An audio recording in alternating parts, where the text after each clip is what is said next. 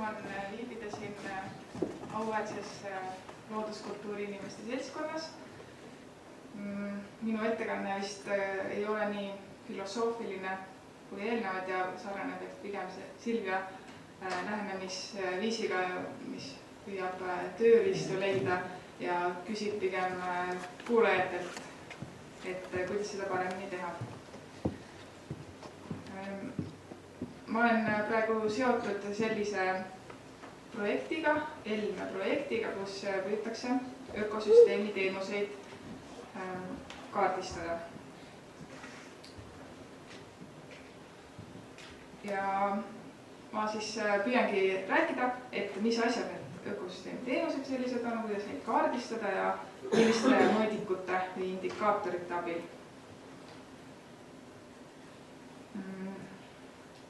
Looduse hüved ehk ökosüsteemi teenused on sellised keskkonnakaitselised, sotsiaalsed ja majanduslikud hüved, mida pakuvad ökosüsteemid inimkonnale ja inimesed võivad neid kasutada või neil on see võimalus olemas. Ja kui vaadata, et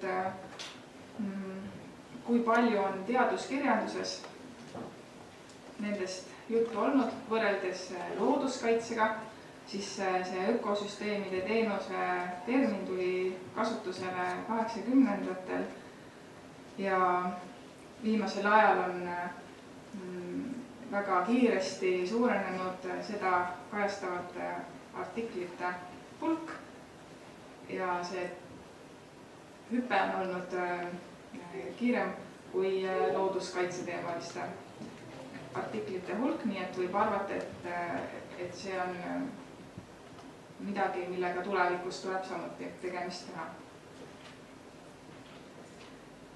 Rahvusvaheliselt klassifitseeritakse ökosüsteemi teenused või looduse hüvesid varustusteenusteks, reguleerivateks ja kultuurilisteks. Ja seal all on siis toodud veel mitukümmend tüüpi igaühel, milliseid teenuseid on olemas või milliseid on piiritletud.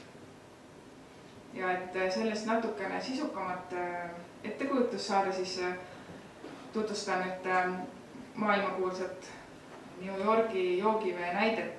Et New Yorgis veeettevõte teenindab umbes 9 miljonit inimest ja ta kasutab pinnavett, mis tuleb kokku umbes 2 Harjumaa suuruselt alalt. Ja kuni 20. sajandi lõpuni oli New Yorgi joogivesi maailma kuulus, seda kutsuti šampanjaks joogivete seas, aga hiljem on hakanud ilmnema joogivee reostuse probleemid ja selle põhjuseks on valgalal toimuvad maakasutusmuutused, näiteks põllumajandus on intensiivistunud või on hakatud maju ehitama jõgede kallastele. Ning samal ajal seal valgaladel, näiteks just sellel Kattel vesikonnas oli siis kohalike elanike majanduslik olukord suhteliselt kehv. Ja siis New Yorgis hakati seda vaagima ja tegema arvutusi ning leiti, et võrreldes sellega, kui nüüd ehitada suur veepuhastusjaam, oleks tublisti odavam, leiti, et 8 korda odavam hoida sellist ekstensiivset ökosüsteeme vähem mõjutavat maakasutust seal vesikonnas.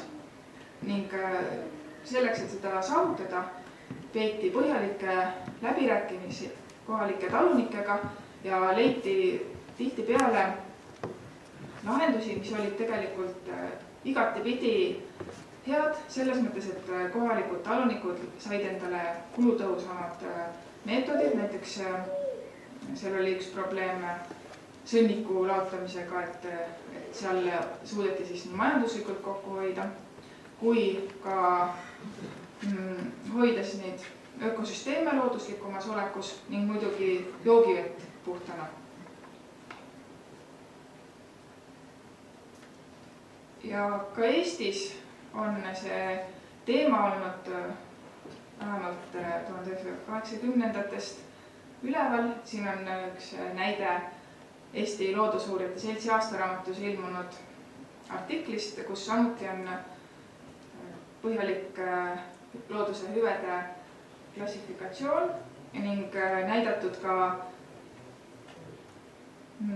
et siin on vaadeldud just metsa ökosüsteemi ja nimetatud metsa ressursoloogilise ja ökoloogilise produktsiooniks seda teemat.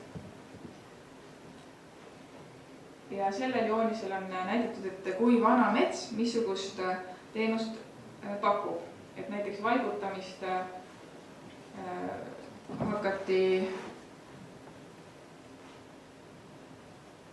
see on vist natukene nihkesse läinud, et alates 60-ndatest metsaelueast kuni seal 90-ndani, aga söögiseeni siis hinnati, et mets hakkab pakkuma kuskil 10. eluaastast. Aga see on muidugi selline nii-öelda eksperthinnangul põhinev vaatlus või kokkuvõte. Siis miks üldse tegelda looduse hüvede mõõtmise ja kaardistamisega? Et üks põhjus on see, et me saame võrrelda erinevaid hüvesid. Näiteks on leitud, et Jägala joa puhul loodusliku vooluhulgaga juga on rahaliselt 35 korda väärtuslikum kui juhul, kui kasutada seda elektrienergia tootmiseks. Või et Järvselja Põlismetsa kvartali elupaigateenus on 45 korda väärtuslikum kui varustusteenus.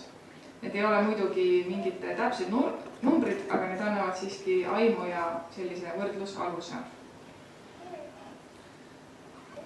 Ja veel, miks püüda neid kaardistada, et esiteks, kui on mingi arendustegevus käivas, siis on võimalus valida, kus me loodust vähem kahjustame, siis ka selleks, et looduse hüvesid paremini inimkonna jaoks kasutada või kujundada ökosüsteeme nii, et nad meile huvi pakkuvat hüve rohkem pakuksid. Ja samas peab tähele panema seda, et kui nüüd püüda siis neid kaardistada, et siis tänapäeval on hästi lihtne selliseid ilusaid värvilisi kaarte mingite andmete põhjal luua, aga samas tuleb alati süveneda, et mille põhjal ja millise metoodikaga need on tehtud, et need ei pruugi olla alati adekvaatsed, kuigi näevad head välja.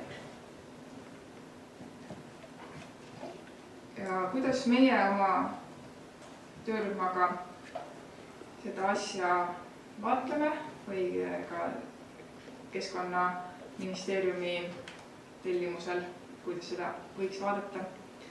Et siis esiteks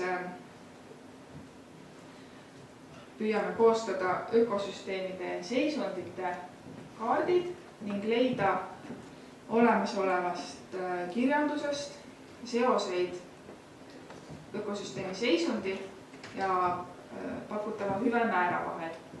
Ning nende põhjal on siis võimalik koostada sellised üldistatud seisundiklassi kaardid ning neid kahte kokku pannes arvutada ja kaardil näidata, kui palju looduse hüvesid paikneb. Ja siin on toodud need ökosüsteemi tüübid, millega me tegeleme ja mina olen selle metsadega rohkem tegelemas. Ja siin on veel kord veidi seletatud seda, kuidas omavahel võiksid olla siis need seisundiklassid ja hüvede tasemed seoses. Siin on toodud selline kokkuvõtva artikli põhjal näide, üldistatud näide, kus siis X-teljel on see ökosüsteemi looduslikkus, vasakul pool on see kõrgem ja paremal pool on degradeerunud intensiivselt kasutatud ökosüsteemid ning Y-teljel on siis ökosüsteemide teenuste määrad.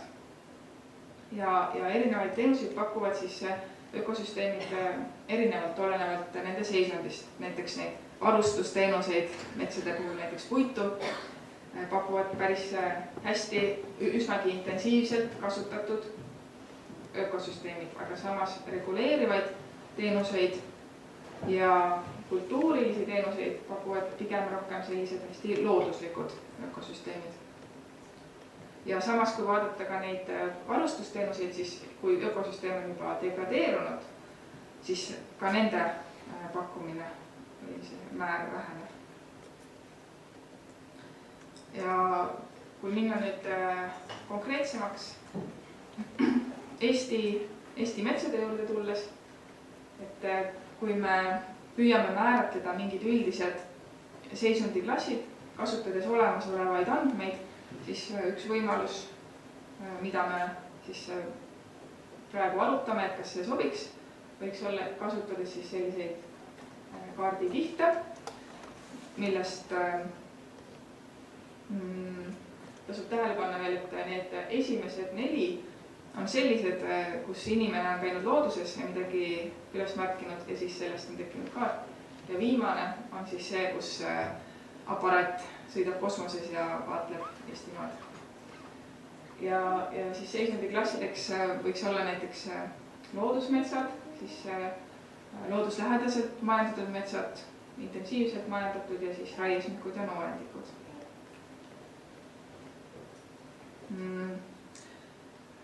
Siis kui nüüd minna looduse hüvede juurde, siis mõnesid hüvesid saab kaardistada otse, näiteks puiduvaru on üsna hästi mõõdetud, takseerkiht on olemas, aga näiteks kultuuriteenustele on hoopis keerulisem läheneda, sest seal ei ole selliseid otseseid mõõdikuid võimalik kasutada. Me peame valima mingid kaudsed näitajad või indikaatorid, mis siis kajastaksid seda, millest me huvitume, oleksid kaardistatud ja hea indikaator on ka selline, kui ta kajastab seda muutust, mis ökosüsteemi seisundis toimub ja hüve määras. Siin on üks näide, et kuidas see indikaatorite valimine on suhteliselt keeruline, et kui kujutada ette 2 metsatükki, üks on siin vasakul pool ja teine on paremal pool, ja kui suur võiks olla näiteks kummagi teaduslik väärtus, et võime vaadata, et mitu uurimisala kummaski on või mitu artiklit on kummaski avaldatud või siis mitu viidet kokku nende artiklite kohta on, et kui paljud inimesed neid artikleid loevad ja kui tahetakse kumbagisse metsa teha kruusakaevandus, siis kumb oleks nagu parem selleks välja pakkuda.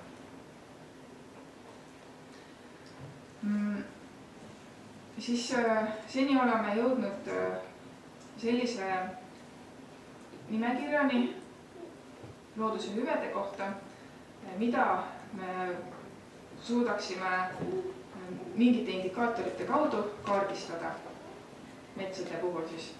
Ja need indikaatorid on mõnede puhul välja valitud, osa neist vähemalt, aga siis mõnede looduse hüvede puhul oleme jõudnud mingite väga heade indikaatoriteni. Ja siis kui vaadatagi, et näiteks toiduteenuse puhul on võimalik jahiulukite leviku prognoosikaarti koostada seireandmete põhjal.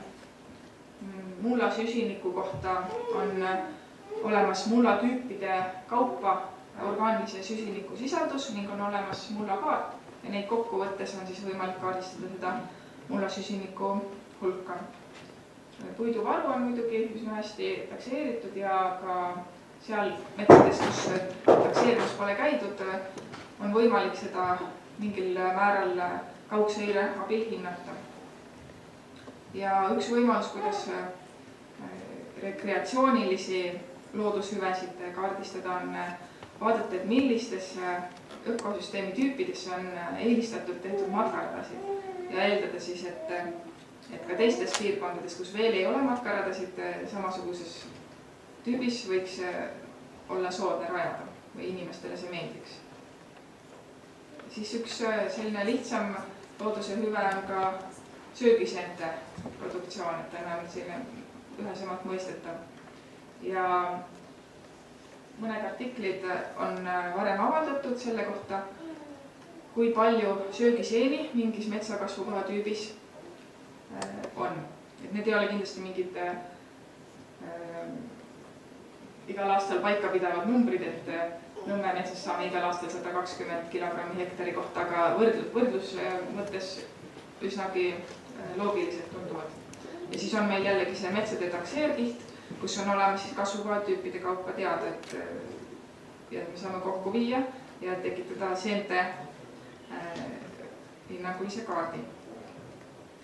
Siis muidugi seente hulk sõltub ka metsa vanusest ja metsa tihedusest, et selline ülevaate artikkel, kogu maailma andmeid koondav artikkel on jõudnud järeldusele, et söögiseeni on eriti palju keskmise tihedusega metsas ja pigem noorema pool, siis mitte kindlasti väga noores, sest et üldiselt söögiseened on mükorise seened ja neid on palju siis, kui puud on täis elujõus ja saavad oma ressursse ka seentega jagada. Nii, aga kui nüüd vaadata neid kultuurilisi looduse hüvesid, siis on juba keerulisem. Nagu ma ütlesin, et võib kasutada neid matkaradade asukohti või ka välja töötatud metsatüüpide kaupa puhkeväärtuse hinnanguid, siis haridusliku väärtusena võib näiteks vaadata, et kus on toimunud looduskaitsetalgud, mille käigus kindlasti õpitakse ka loodust tundma või kus on õuesõppekohad. Aga mõnede teiste näiteks kunstilise inspiratsiooni või sümbolite tekke kohta on üsna raske leida sellist üheselt mõistetavat indikaatorit. Ja kultuuriliste teenuste puhul eriti tõuseb esile ka see küsimus, et kas selle looduse hüve kaardistamise puhul peaks arvestama ka näiteks ligipääsetavust, et kui ühte rappa on tehtud laudtee ja teisi ei ole, kuigi need ökosüsteemid on suhteliselt sarnased, siis kas looduse hüve on neis sama või on ühes suurem? Või et kas see, kui lähedal inimesed loodusele elavad, kas seda tuleks arvestada, et linnamets on nagu suuremat ökosüsteemi teenust pakkuv kui mingis pärapõrgus asuv mets, kuhu inimesed just väga tihti ei jõua jalutama. Ning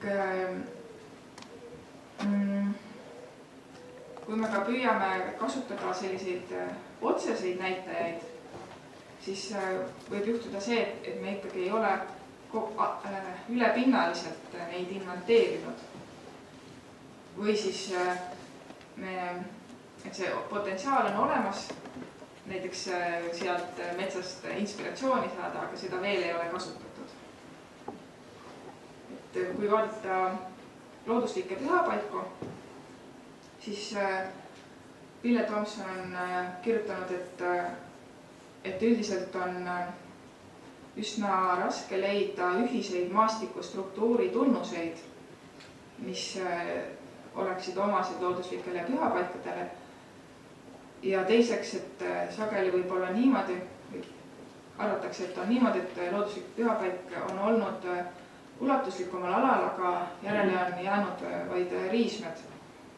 Nii et sellest võib järeldada seda, et üsna raske on teha sellist prognoosikaarti, et milline maastik sobiks hästi inimestele selliseks religioosseks suhestumiseks. Ja võib-olla parem oleks kasutada juba teadaolevaid pühapaiku, aga samas ei ole neid üle-eestiliselt põhjalikult inventeeritud. siis vaadeldes, milline mets pakub rohkem inspiratsiooni maalikunstnikele, siis tundub, et päris hea inspiratsiooniallikas on selline mets, mis sarnaneb, ütleme, see inspireeriv ja rekreatsiooniks sobiv mets on suhteliselt sarnane, et seal ei ole hiljutisi inimmõju märke või selliseid just raiemõju märke. Ta on suhteliselt lihtsalt ligipääsetav, aga samas on seal sellist müstilisust, erikujulisi puid, põnevust ja salapära. Ning selle puhul jällegi on ilmselt üsnagi võimatu seda ruumiliselt modelleerida. Ning peaaegu kõigi nende looduse hüvede jaoks on oluline, et liikidel, kes neid pakuvad, oleks olemas sobivad elupaigad. Ja haruldaste liikide elupaigad on vast olulisemad just kultuuri mõttes ja ka geneetilise info säilitamiseks. Kui mõelda, et milliseid teenuseid võiks elupaikade säilitamine meile pakkuda, siis esiteks on olemas selline olemasolu väärtus liikidel või ka looduse kohtadel, ökosüsteemidel, et inimesed on nõus mingi liigi säilimiseks maksma, isegi kui ta selle liigiga kunagi ei kohtu või isegi kui ta ei vaata sellest mõnda fotot, mõnda filmi. Või siis on olemas liigid, kes on kujunenud sümboliteks, kellega samuti võib-olla kunagi ei kohtuta, aga keda kasutatakse kultuuris hästi palju ja on väga oluline, et ta välja ei sureks. Siis muidugi paljud ökosüsteemid ja liigid on esteetiliselt väga ilusad või uurimisobjektina, aga seal on jällegi küsimus, et kas uurimisobjektina on olulised just need hästi looduslikult toimivad ökosüsteemid või näiteks hoopis need, kus inimene on teinud mingi eksperimendi, mingi innovaatilise puistu kasvatamisviisi näiteks. Ja elupaigad on veel ka nende tavalisemate ja intensiivselt kasutatavate liikide puhul eriti olulised on just sigimispaigad nagu kalade ja kudealad. Ja siis tekibki see küsimus, et milliseid indikaatoreid on sellele elupaikade pakkumise teenusele võimalik kasutada. Kas vaadata ohustatud liikide esinemist või siis sümboolsete liikide või püüda vaadata ökosüsteemi tasemel seda looduskaitseväärtust, näiteks nagu vääriselupaiku on inventeeritud. Ja kokkuvõtteks tookski 3 punkti, et selleks, et looduse hüvedega arvestada, neid kaardistatakse, aga samas hüved, mida on lihtne kaardistada, ei pruugi olla kõige olulisemad. Ja sellepärast püüamegi leida mingeid asjalikke nii otseseid ja kaudseid mõõdikuid.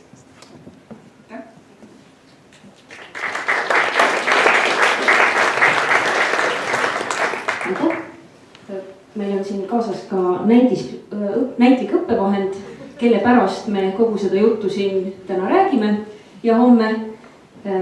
Ja me annaksime küll sõna publikule. Kas teil on küsimusi selle? Jah, seal Ülle, palun. Ja siis...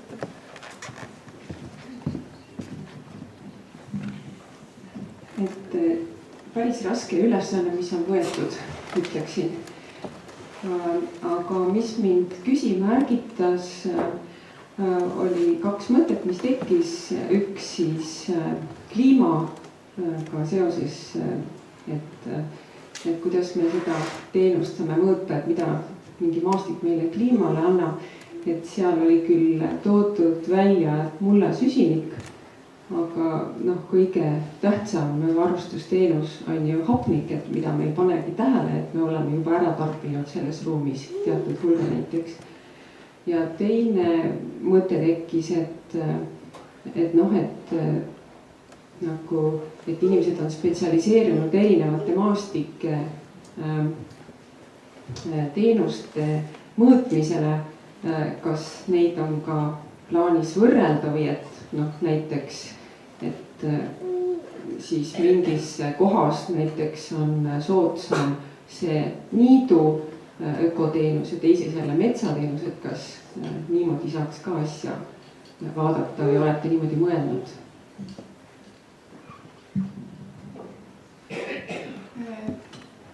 Kliima osas see hapniku teema on kindlasti ka oluline, et räägitakse süsihappegaasi kontsentratsiooni tõusust, mis on nagu täiesti hüppeline, aga tõesti ka hapniku kontsentratsiooni vähenemine on viimasel ajal täiesti märgata ja üle maailma jälgitud. Aga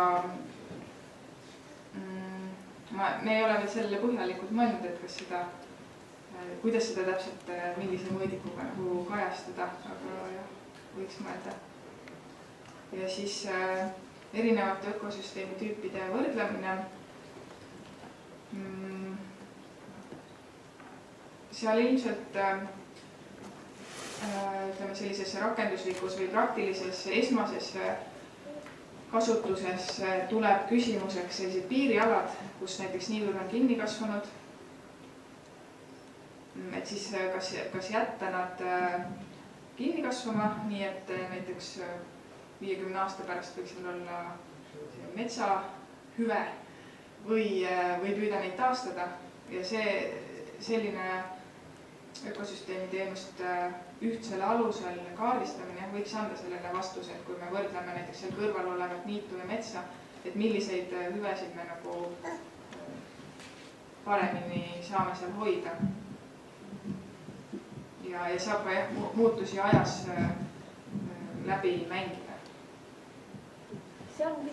Minu küsimus natukene seondub selle eelmise küsimusega, mis just küsiti.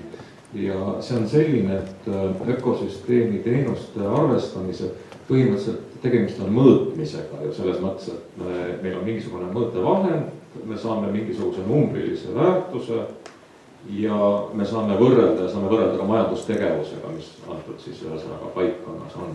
Nüüd üks teine hästi nagu keskne või oluline ökoloogiline väärtus on mitmekesisus, diversiteet, mis justkui tähendab seda, et oluline on see, et on eri tüüpi elupaiku, eri tüüpi maastiku siis vorme, no mida iganes, kas või kultuurilise väärtusena. Ma võin olla huvitatud ühel päeval minema metsa, teisel päeval minema rappa, kolmandal päeval minema kuskile mere äärde. Et see mitmekesisus on nagu see, mis on oluline. Ma tahan küsida seda, et kas ökosüsteemi teenuste kaardistamise ja arvestamise metoodika, et kas see mitmekesisus kui ökoloogilist alusväärtust kuidagi võtab arvesse või sinna suunda teeb siis mingisuguse sellise märkme, et kas seda paljusust ennast on võimalik siin nagu esile tõsta kuidagi? No kindlasti, kui on selline kaardistamine tehtud, siis on võimalik võrrelda, et kas üks koht pakub näiteks ainult varustusteenust või ta pakub samal ajal teisi näiteks kultuurilist, see on kõrge elurikkuse, palju oostatud liike, et seda saab kindlasti vaadata nagu kohaspetsiifiliselt, aga see maastiku mitmekesisus, erinevate ökosüsteemi tüüpide vaheldumine, seda on kindlasti võimalik teha, aga ütleme selle projekti või kaardistamise raames, mida meie teeme, ma ei ole kindel, et kas selle lähenemisega saab, sest et meil on pigem just see, et me vaatame mingi kas piksli või metsa eraldise kaupa. Ja pärast saab muidugi seda, kui see on nagu kohapõhiselt tehtud, saab võrrelda erinevaid maastikke. Ja osaliselt me kasutame muidugi seda maastiku skaalat ka, et näiteks kas või põllumajandusökosüsteemides, kus on määratletud sellised kõrge loodusväärtusega põllumajandusmaastikud, et kui mingi põld paikneb niimoodi, et tema ümber on näiteks kraavi, kus on võsa kaldal, et seda saab nagu arvesse võtta küll.